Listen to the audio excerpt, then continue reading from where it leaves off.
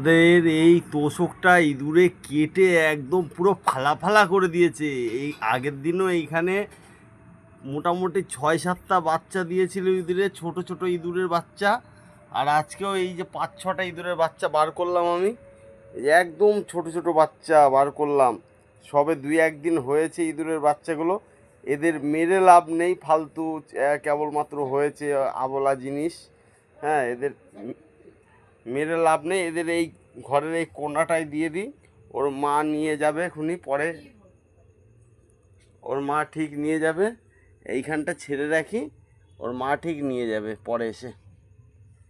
ওর মা ওর মা পরে এখান থেকে নিয়ে যাবে। একদম সবে মাত্র হয়েছে, একদম ছোট ছোট বাচ্চা, লাল বাচ্চাগুলো।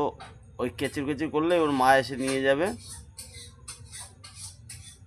ফালতু মেরে তো লাভ নেই, গণেশ ঠাকুরের বাহন যেহেতু মেরে লাভ নেই।